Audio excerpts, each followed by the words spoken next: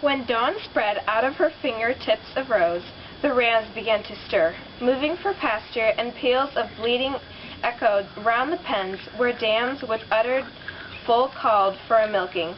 Blinded and sick with pain from his head wound, the master stroked each ram that let it pass, but by men riding on the precoctoral fleece, the giant's blind hands blundering never found.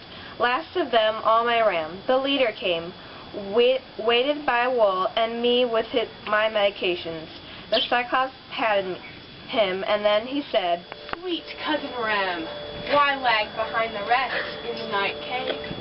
You never linger so, but graze before them all, and go afar to crop sweet grass, and take your stately way leading along the stream, until at evening you run to be first one in the fold. Why now, so far behind?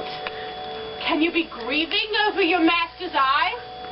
That Carrion Rouge and his accursed companions burnt it out when he had conquered all my wits with wine? Nobody will get out alive, I swear it."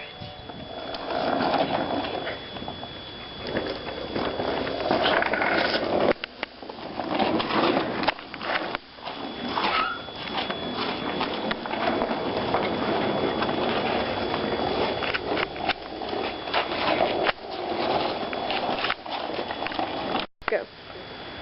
Lures and turn, move fast, and put the ship's head towards the breakers. Oh, Cyclops, would you feast on my companions? Puny am I in the caveman's hands. How do you like the beating that I gave you, you damned cannibal? Eaters of guests under your roof? Zeus and the gods have paid you. I would not heed them in my glory, spirit, but let my anger flare and yell.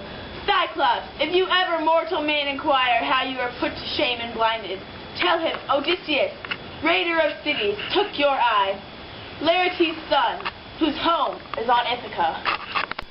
The blind thing, in his doubled fury, broke a hilltop in his hands and heaved it after us. Ahead of our black prow it struck and sank whelmed in a swimming geyser, a giant wave that washed the ship's stern foremost back to shore. He got the longest boat hook out and stood feeding us off, with furious nods to all, to put their backs into a racing stroke, row, row, or perish. So the long oars bent, kicking the foam sternward, making head until we drew away, and twice as far. Now when I cut my hands, I heard the crew, in low voices protesting.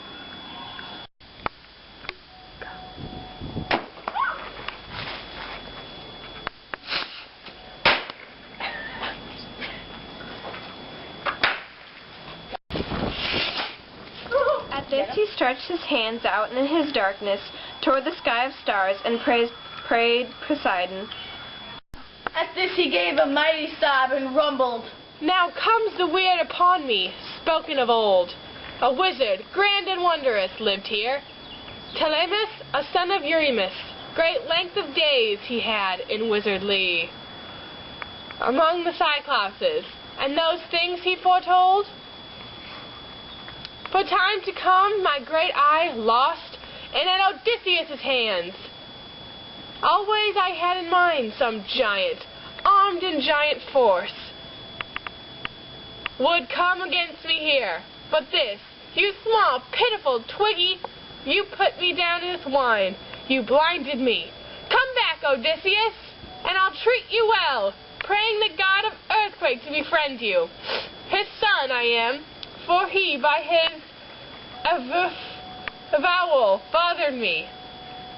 And, if he will, he may heal me of this black wound. Ha!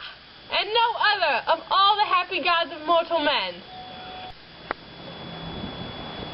If I could take your life, I would take your time away and hurl you down to hell.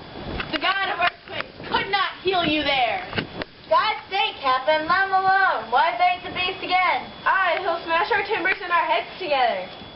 There, as we ran, and we saw the squadron waiting, the trim ships drawn up side by side, and all our troubled friends who waited looked seaward.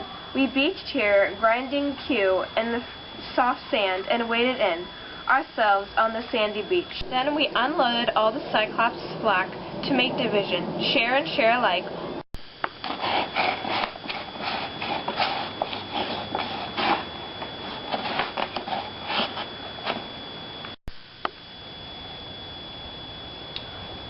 I'm trying my mouth.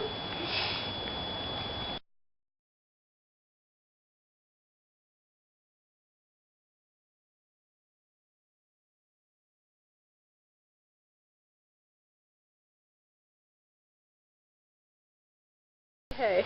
Go, Don, go! That's my call.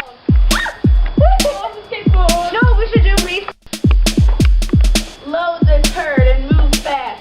And up the shaft.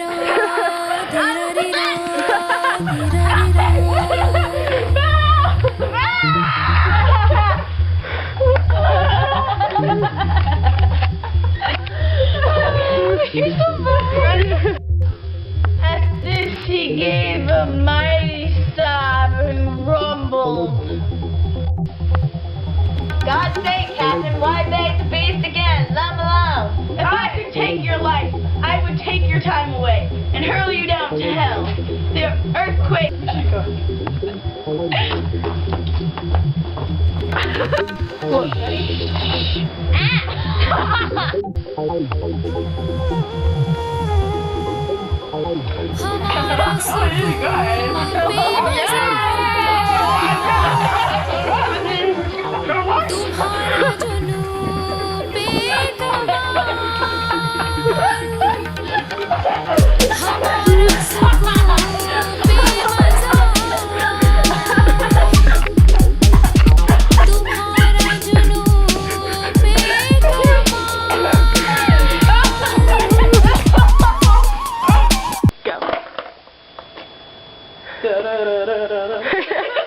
You look like Andy Milonakis, and he's like, Andy Milonakis, and bites the paper. Watch out!